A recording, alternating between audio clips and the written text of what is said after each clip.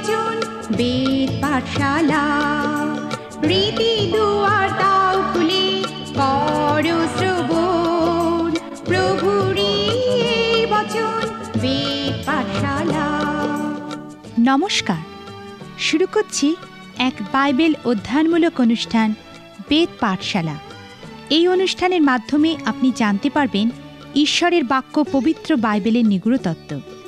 তাহলে শুনুন আজকের অনুষ্ঠান বেদ পাঠশালা।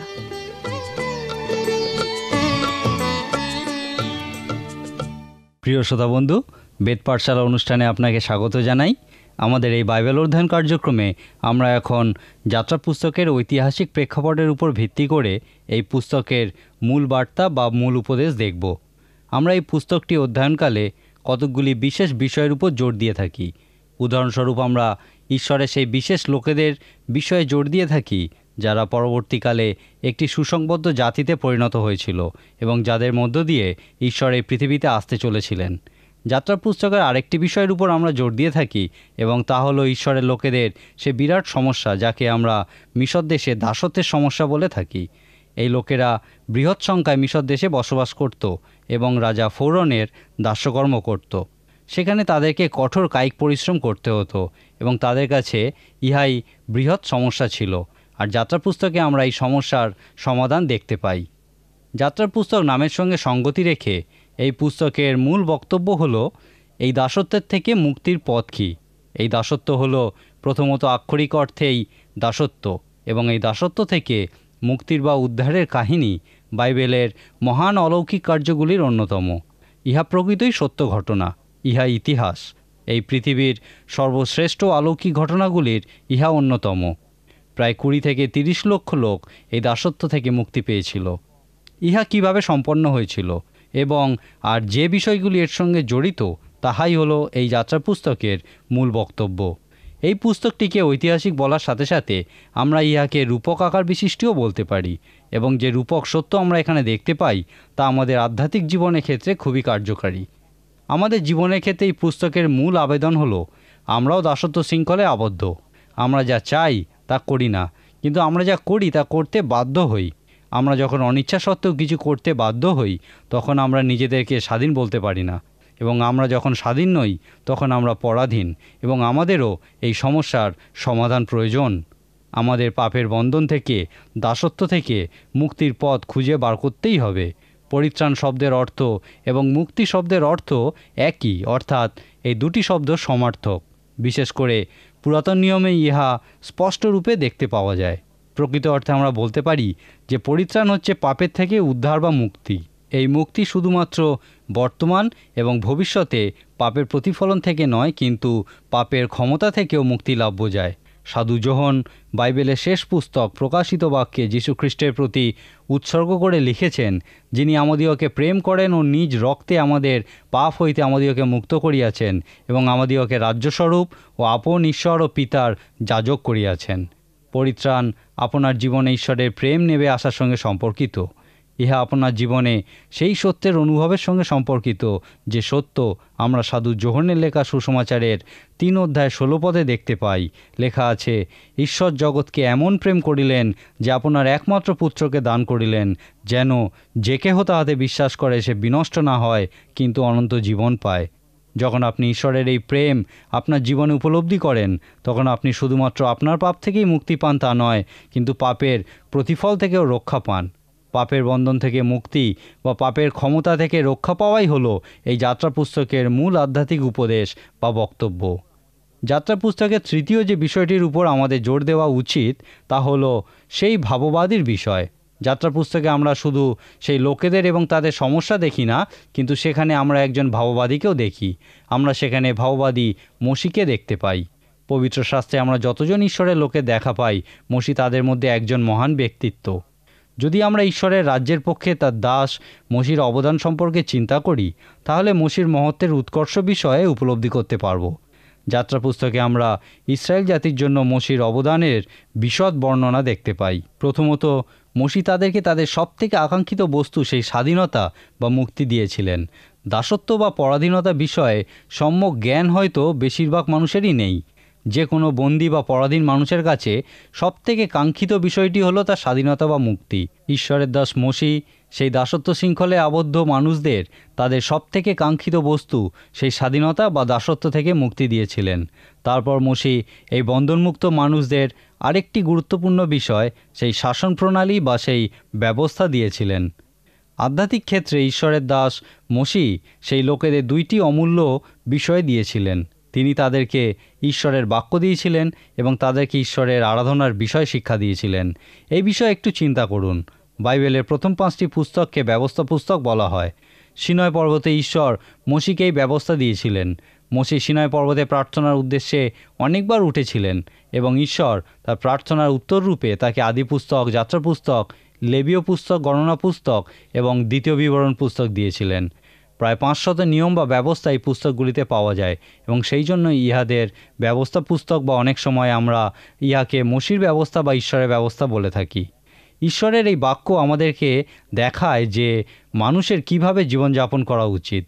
মনুষ্য কেবল রুটিতে বাঁচে না, কিন্তু ঈশ্বরের মুখনিসৃত বাক্যেই বাঁচে। ইহা হলো এই ব্যবস্থা বা নিয়মের মূল উদ্দেশ্য। এই ব্যবস্থা পুস্তকগুলি হলো বাইবেলের মূল স্তম্ভ, কারণ এখানে আমরা সরাসরি ঈশ্বরের বাক্য পেয়ে থাকি। ইহা কোনো কোনো সময় আমাদের কাছে উদাহরণস্বরূপ হয়, আবার কখনো সতর্কবাণী বহন করে আনে।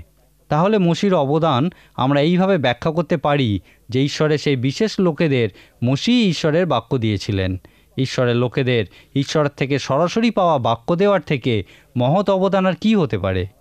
ঈশ্বরের দাস মসি তাদেরকে আরাধনার বিষয়েও শিক্ষা দিয়েছিলেন। যাত্রা পুস্তকের শেষ তৃতীয়াংশে এই বিষয়েরই একটি নির্দিষ্ট বিবরণ দেখতে পাওয়া যায়। অনেকেই যখন বাইবেল পড়া শুরু করে আদি পুস্তক তাদের পড়তে ভালোই লাগে, কারণ ইহা মূলত কিছু আকর্ষণীয় ব্যক্তিত্বের কাহিনী বর্ণনা করে। তারপর যাত্রা পুস্তকের প্রথমাংশে যেখানে মিশর দেশে দাসত্ব থেকে মুক্তির বিষয় লেখা আছে তাও তাদের পড়তে ভালো লাগে।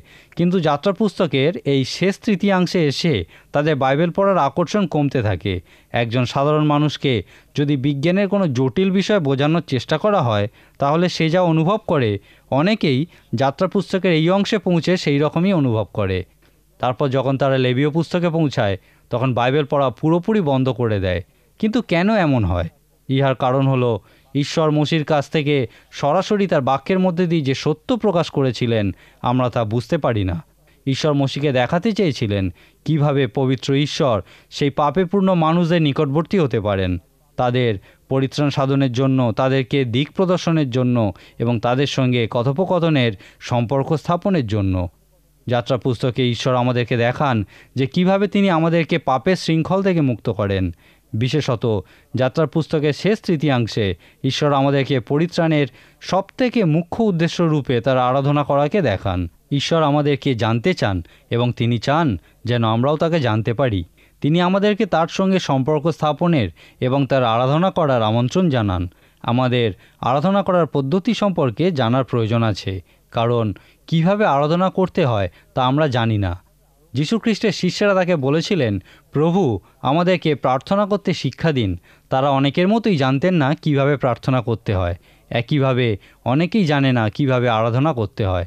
আমরা আজকের দিনে মণ্ডলীগুলিতে যে ধরনের আরাধনা পদ্ধতি দেখি, বিশেষত সেই সমস্ত ইহুদি সমাজগৃহগুলিতে যেভাবে আরাধনা করা হয় তা আমরা সেই ছোট আবাস তাম্বু বা সমাগম তাম্বু যা মসি ঈশ্বরের নির্দেশ অনুযায়ী প্রস্তুত করেছিলেন সেখানে দেখতে পাই।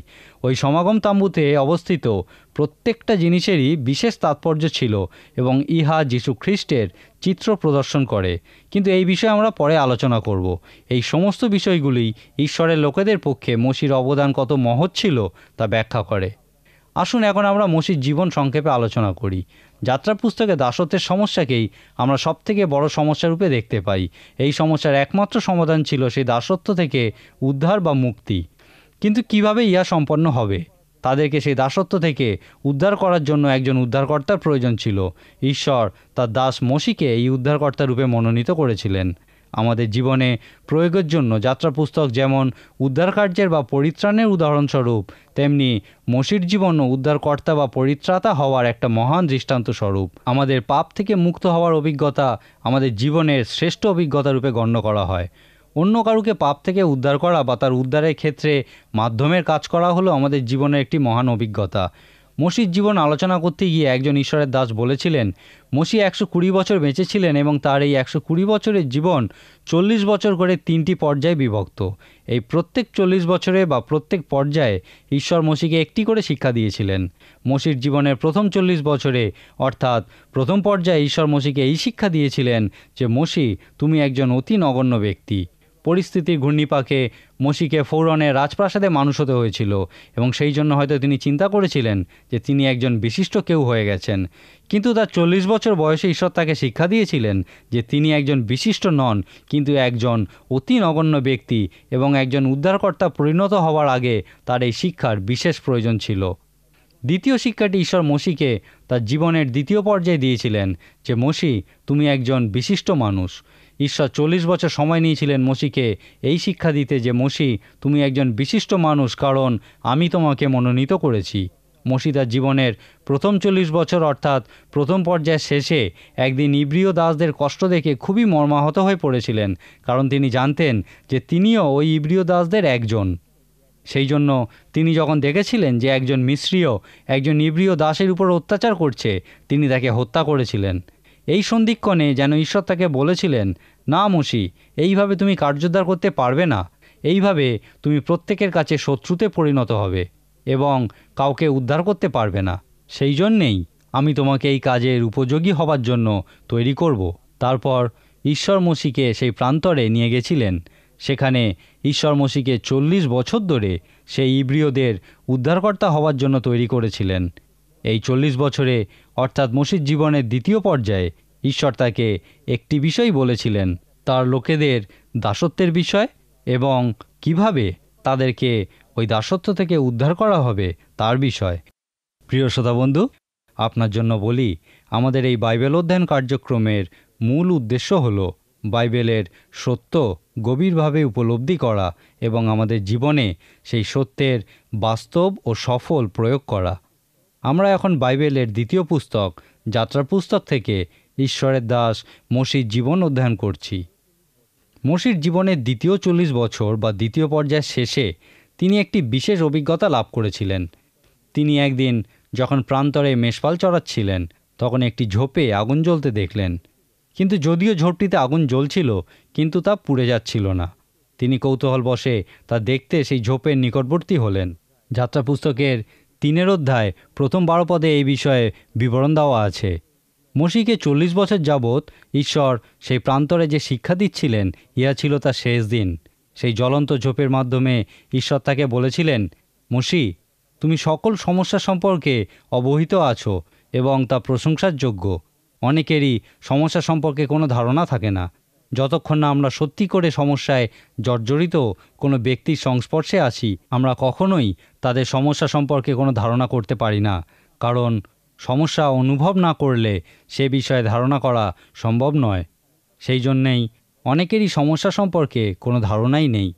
এবং ঈশ্বর মসিকে বলেছিলেন, মসি, তুমি সমস্যা দেখেছ এবং তা প্রশংসনীয়, তুমি তা অনুভব করেছ এবং তা মহান। তুমি কিছু করতে চাও, তা খুবই ভালো, কিন্তু মসি, সবথেকে গুরুত্বপূর্ণ ব্যাপার হলো যে ইহা এমন নয় যে তুমি দেখেছ বা তুমি অনুভব করেছ বা তুমি কিছু করতে চাও, কিন্তু গুরুত্বপূর্ণ বিষয়টি হলো আমি সেই সমস্যা দেখেছি এবং আমি তাদের কষ্ট অনুভব করেছি এবং সেই বিষয়ে আমি কিছু করতে চাই। এই কথা শুনে আমাদের মনে হতেই পারে যে মসি হয়তো বলেছিলেন, ভালোই হলো, আমি তাহলে আমার মেষপাল চড়াতে ফিরে যাই। কিন্তু তখন ঈশ্বর তাকে বলেছিলেন, এখন আইসো, আমি তোমাকে ফৌরনের নিকটে প্রেরণ করি। তুমি মিশর হইতে আমার প্রজা ইসরায়েল সন্তানদিগকে বাহির করিও। মসি উত্তর করে বলেছিলেন, আমি কে? কেন আপনি আমাকে মনোনীত করছেন? ইহাই হলো মসির জীবনের দ্বিতীয় পর্যায়ের অর্থাৎ সেই 40 বছরের শেষ সময়, এবং ঈশ্বর তাকে বোঝাতে চেষ্টা করেছিলেন যে তিনি একজন বিশিষ্ট ব্যক্তিতে পরিণত হয়েছেন। মসির জীবনের প্রথম 40 বছরে ঈশ্বর তাকে শিক্ষা দিয়েছিলেন যে তিনি একজন অতি নগণ্য ব্যক্তি, কিন্তু তার জীবনের দ্বিতীয় 40 বছরে ঈশ্বর তাকে শিক্ষা দিয়েছিলেন যে তিনি একজন বিশিষ্ট ব্যক্তি। এখন আমরা প্রায় সকলেই জানি যে মসির জীবনের তৃতীয় পর্যায় বা তৃতীয় 40 বছরে ঈশ্বর তাকে যে শিক্ষা দিয়েছিলেন, তাহাই হলো যাত্রা পুস্তকের সেই চিত্তাকর্ষক কাহিনী। ঈশ্বরের একজন ভক্ত দাসের কথা অনুযায়ী এখানে ঈশ্বর মসিহকে শেখাতে চেয়েছিলেন যে তিনি সেই বিশিষ্ট ব্যক্তিকে ব্যবহার করেন যে নিজেকে নগণ্য রূপে স্বীকার করে। আমরা ইহাকে নম্রতা বা বিনয় বলে থাকি, কিন্তু প্রকৃতপক্ষে এই নম্রতা বা বিনয় কী তা ব্যাখ্যা করা খুবই শক্ত। এই নম্রতা বা বিনয় বিষয়ে আমরা বলতে পারি যে ইহা হলো সেই বিষয় যা ঈশ্বর মসির মধ্যে উৎপন্ন করতে চেয়েছিলেন, যেন মসি তার লোকেদের উদ্ধার করতে পারেন।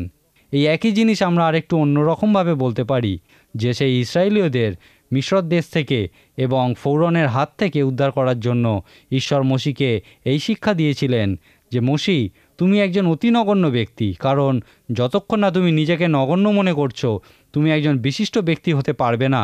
তারপর আমি তোমাকে দেখাবো যে আমি সেই সমস্ত বিশিষ্ট ব্যক্তিকে ব্যবহার করি যারা নিজেদের নগণ্য বলে স্বীকার করে। আপনি কি কখনো এই বিষয়ে আশ্চর্য বোধ করেছেন যে মসি কেন জিজ্ঞাসা করেছিলেন আমি কে? এই বিষয়ে একটু চিন্তা করুন। মসি কে ছিলেন? যদি এই পরিস্থিতিতে সেই লোকেদের উদ্ধার করতে কাউকে পাঠানোর দায়িত্ব আপনাকে দেওয়া হতো, আপনি কি মসিকে উদ্ধারকর্তা রূপে পাঠাতে পারতেন? প্রথমত আমরা জানি তিনি একজন খুনি ছিলেন। আপনি কি একজন খুনিকে, বিশেষত যেখানে তাকে জনসাধারণ শত্রু মনে করা হতো, সেই মিশর দেশে পাঠাতে পারতেন? ইহা খুবই আকর্ষণীয় বিষয় যে ঈশ্বর 3 জন খুনিকে তার কাজের জন্য ব্যবহার করেছিলেন। সাধু পৌল একজন খুনি ছিলেন, রাজা দাউদ একজন খুনি ছিলেন এবং মসিও একজন খুনি ছিলেন, কিন্তু তবুও ঈশ্বর তাদেরকে ব্যবহার করেছিলেন। আপনি কি কোনো খুনিকে মনোনীত করতে পারতেন? আমরা সকলেই জানি যে মসি একজন ইব্রিয় ছিলেন। আমরা আদি পুস্তকে দেখেছি যে মিস্রীয়রা ইব্রিয়দের সংস্পর্শে থাকা পছন্দ করতো না, এমনকি তাদের সঙ্গে খেতে পর্যন্ত বসতো না। এমন অবস্থায় একজন ইব্রিয়কে পাঠানো কি ঠিক ছিল? আদি পুস্তকে আমরা আরও একটি বিষয় দেখেছি যে মিস্রীয়রা ইব্রিয়দের থেকে মেষপালকদের আরও বেশি ঘৃণা করত। তারা গরুকে পুজো করত, কিন্তু মেষ এবং মেষপালকদের ঘৃণা করত। তাই ঈশ্বর মসিকে জিজ্ঞাসা করেছিলেন, তোমার হাতে ওটা কি? মসি উত্তর দিয়েছিলেন, মেষপালকের যষ্টি। এবং ঈশ্বর তাকে বলেছিলেন, ইহা সর্বদা ফৌরনের সামনে রেখো, কারণ ইহা তাকে প্রকৃতই ক্রোধান্বিত করে তুলবে। তাকে জানতে দাও যে তুমি একজন মেষপালক। সুতরাং মসি একজন ইব্রিয় ছিলেন, একজন খুনি ছিলেন, তিনি একজন মেষপালক ছিলেন এবং তিনি একজন অকৃতজ্ঞ দত্তক পুত্র ছিলেন, যিনি প্রায় 40 বছর সেই ফৌরনের রাজপ্রাসাদে ছিলেন এবং কৃতজ্ঞতা স্বরূপ ফৌরনের একজন রাজকর্মচারীকে হত্যা করেছিলেন। তিনি প্রকৃতই সেই উদ্ধারকর্তা হবার যোগ্য ছিলেন? এক অর্থে হয়তো প্রত্যেকেই বলবে না, তিনি যোগ্য ছিলেন না। কোনো গুরুত্বপূর্ণ কাজের জন্য সঠিক ব্যক্তির নির্বাচনই কোনো নেতাকে সফল বা ব্যর্থ নেতায় পরিণত করে। অনেক নেতাই নিজেদের ব্যর্থরূপে প্রতিপন্ন করেছেন কারণ তাদের সঠিক ব্যক্তি নির্বাচন করার দক্ষতা ছিল না। কোনো নেতা যখন তার কার্যোদ্ধারের জন্য কোনো ব্যক্তির খোঁজ করেন, তিনি সর্বদা সবথেকে যোগ্য এবং শিক্ষিত ব্যক্তির খোঁজ করেন। বাইবেলে আমরা দেখি ঈশ্বর তার লোকেদের মিশর দেশের বন্দিত্বের থেকে উদ্ধারের মতো গুরুত্বপূর্ণ কাজের জন্য মসির মতো একজনকে মনোনীত করেছেন, যিনি এই কাজের পক্ষে সম্পূর্ণ অযোগ্য ছিলেন। যদি কোনো ব্যক্তি প্রকৃতই বিশ্বাস করেন যে তিনি ঈশ্বরের কাজের জন্য নিতান্তই অযোগ্য, অর্থাৎ এই কাজের জন্য তার নিজের কোনো যোগ্যতা নেই, তাহলে ঈশ্বর সেই ব্যক্তিকেই তার সেই মহান উদ্ধার কার্যের জন্য ব্যবহার করে থাকেন। আপনি মসির জীবনে ঈশ্বরের ডাক এবং তার প্রতি অর্পিত দায়িত্বভারের মধ্যে দিয়ে এই বিষয়টিকে সুন্দরভাবে উপলব্ধি করতে পারবেন। যদি আপনি আজকে ঈশ্বর কর্তৃক ব্যবহৃত হতে চান, যদি আপনি আপনার কোনো বন্ধু বা পরিচিত জনকে পাপের শৃঙ্খল থেকে উদ্ধার করতে চান, বা যারা এখনও পাপের দাসত্ব করছে তাদের উদ্ধারের মাধ্যম হতে চান, তাহলে কখনোই ভুলবেন না যে আমরা আমাদের যোগ্যতায় কাউকে উদ্ধার করতে পারি না, অর্থাৎ আমরা কাউকে উদ্ধার করতে পারি না, কিন্তু ঈশ্বর পারেন। একজন প্রচারক বাইবেল শিক্ষার সময় একবার তার শ্রোতাদের বলেছিলেন, যদি আপনাদের মধ্যে কেউ কোনো ব্যক্তিতে যীশুখ্রিস্টের কাছে নিয়ে আসতে চান বা তাকে সেই পরিত্রাণের অভিজ্ঞতা লাভ করতে উৎসাহিত করেন, তাহলে একটা বিষয় কখনো ভুলবেন না যে পবিত্র আত্মার সাহায্য ব্যতী রেখে এই কাজ সম্পূর্ণ অসম্ভব। একমাত্র ঈশ্বরের পক্ষেই ইহা সম্ভব। যদি ঈশ্বর আপনাকে একজন উদ্ধারকর্তা রূপে মনোনীত করে থাকেন, যেমন তিনি তার দাস মসিকে করেছিলেন, তাহলে অবশ্যই তিনি আপনাকে নতনম্র হতে শিক্ষা দেবেন। এই নতনম্র হওয়া বলতে আমরা কি বুঝি? বাইবেলের প্রথম থেকে শেষ পর্যন্ত এই বিষয়েই আমাদেরকে শিক্ষা দেয় যে আমাদেরকে বুঝতে হবে ঈশ্বর তার নিজস্ব পরিকল্পনা অনুযায়ী তার মনোনীত লোকেদের মাধ্যমে তার ক্ষমতার বলে তার উদ্দেশ্য পূরণ করে থাকেন। নতুন নিয়মে যীশুখ্রিস্ট এই বিষয়ে একটি সুন্দর দৃষ্টান্ত দিয়েছিলেন যখন তিনি তার শিষ্যদের একটি বাগানে নিয়ে গেছিলেন। সেখানে তিনি একটি দ্রাক্ষালতার শাখা যাতে ফল ভর্তি ছিল তার দিকে শিষ্যদের মনোযোগ আকর্ষণ করেছিলেন। তারপর তিনি এই মহান শিক্ষা দিয়েছিলেন। তিনি শেষবারের মতো নিস্তার পর্ব উদযাপনের উদ্দেশ্যে শিষ্যদের সঙ্গে সেই উপরের কুঠুরিতে সমবেত হয়েছিলেন। সেখানে তিনি শিষ্যদের এই শিক্ষাই দিয়েছিলেন যে ঈশ্বর তার নিজস্ব পরিকল্পনা অনুযায়ী তার মনোনীত লোকেদের মাধ্যমে তার নিজস্ব ক্ষমতার বলে তার উদ্দেশ্য পূরণ করে থাকেন। তিনি তাদেরকে আরও বলেছিলেন, তোমরা এই যাবৎ আমার কার্য সকল দেখো এবং আমার কথা শুনে আশ্চর্য বোধ করতে। এখন আমি তোমাদিগকে আমার কার্য সকল এবং বাক্য বিষয়ে কিছু বলবো। আমার কার্য সকল এবং বাক্য আমার সঙ্গে পিতার সম্পর্ক প্রকাশ করে। আমি এবং পিতা আমরা এক, এবং সমস্ত কার্য সকল যা আমি করি এবং সমস্ত কিছু যা আমি বলি সেই সমস্ত কিছুই আমরা যে এক তা প্রকাশ করে। এই কথা বলার পরে তিনি আবার তাদেরকে বললেন, আমি তোমাদেরকে ছেড়ে চলে যাব, এবং যখন আমি চলে যাব তখন পবিত্র আত্মা তোমাদের মধ্যে নেমে আসবেন। যখন সেই পবিত্র আত্মা তোমাদের মধ্যে নেমে আসবেন, তোমরা যদি সেই পবিত্র আত্মার সাথে এক হতে পারো যেমন আমি এবং আমার পিতা এক, তাহলে সেই পবিত্র আত্মা তোমাদেরকে আমার কার্য সকল করতে এবং আমার বাক্য সকল প্রচার করতে সাহায্য করবেন। সংক্ষেপে যীশু খ্রিস্ট তার শিষ্যদের যা বলেছিলেন তা এইভাবে বলা যায় যে তিনি বলেছিলেন, ঈশ্বরের বাক্য সকল আমার মাধ্যমেই পৃথিবীতে সাধিত হয়েছে এবং ঈশ্বরের বাক্য সকল আমার মাধ্যমেই প্রচারিত হয়েছে, কারণ আমি এবং পিতা আমরা এক। যদি তোমরা পবিত্র আত্মার সহিত এক হও তাহলে তোমাদের মাধ্যমেও কার্য সকল সাধিত হবে এবং আমার বাক্য সকল প্রচারিত হবে। তাদেরকে এই শিক্ষা দেওয়ার পরে তিনি একটি দ্রাক্ষালতা যার অনেকগুলি ফলে পরিপূর্ণ শাখা ছিল শিষ্যদের দেখিয়ে বলেছিলেন, তোমরা দেখো এই শাখাগুলি কিভাবে ওই দ্রাক্ষালতার সহিত যুক্ত। শাখা যেমন আপনা হইতে ফল ধরিতে পারে না, দ্রাক্ষালতায় না থাকিলে পারে না, তদ্রূপ আমাতে না থাকিলে তোমরাও পারো না। আমি প্রকৃত দ্রাক্ষালতা এবং তোমরা শাখা। এই দৃষ্টান্তের মাধ্যমে তিনি দুটি জিনিস বলতে চেয়েছিলেন। প্রথমত তিনি বলতে চেয়েছিলেন, আমা ভিন্ন তোমরা কিছুই করতে পারো না, এবং দ্বিতীয়ত তিনি ইহাও বলতে চেয়েছিলেন যে তোমাদিগকে ছাড়া আমিও কিছু করতে পারি না। আমরা দেখেছি যে সেই দ্রাক্ষালতায় ফল ধরেনি, কিন্তু তার শাখাগুলিতে ফল পরিপূর্ণ ছিল। এই দৃষ্টান্তটিতে যীশুখ্রিস্টকে আমরা দ্রাক্ষালতা রূপে তার শাখাগুলির অন্বেষণরত অবস্থায় দেখতে পাই। যাত্রা পুস্তকে আমরা ঈশ্বরকেও এই একই রূপে দেখতে পাই। এখানে ঈশ্বরও একটি দ্রাক্ষালতা, যিনি তার শাখা প্রশাখার অন্বেষণ করছেন। ঈশ্বর কোনো মাধ্যম ছাড়া কখনো কাজ করেন না, সেই জন্য তিনি মাধ্যম রূপে তার দাস মসিকে মনোনীত করেছিলেন। কিন্তু যখন তিনি মসিকে তার মনোনীত ব্যক্তিরূপে স্থির করলেন, তাকে ডাকলেন এবং তার উপর সে বিশেষ দায়িত্বভার অর্পণ করলেন, তখন একটা বিশেষ বিষয়ে তিনি মসিকে বিশ্বাস করাতে চাইলেন। তিনি তাকে বোঝাতে চাইলেন যে মসি, তুমি হচ্ছ একজন অতি নগণ্য ব্যক্তি। তুমি সেই ব্যক্তি নও যে এই বিশেষ গুরুত্বপূর্ণ কাজ সম্পন্ন করতে পারবে।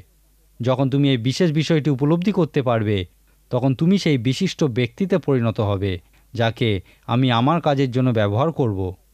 তুমি সেই বিশিষ্ট ব্যক্তিতে পরিণত হবে যার মধ্যে দিয়ে আমি কাজ করব, এবং তুমি সেই বিশেষ বিষয়টি উপলব্ধি করবে যে আমি সেই বিশিষ্ট ব্যক্তিকে ব্যবহার করি যে নিজেকে অতি তুচ্ছ জ্ঞান করার শিক্ষা লাভ করে। আজকের মতো আমার সময় এখানেই শেষ। আশা করব আগামী দিনগুলিতেও আপনি সবান্ধবে আমাদের সঙ্গে এই বাইবেল অধ্যয়ন কার্যক্রমে অংশগ্রহণ করবেন। ঈশ্বর আপনার মঙ্গল করুন।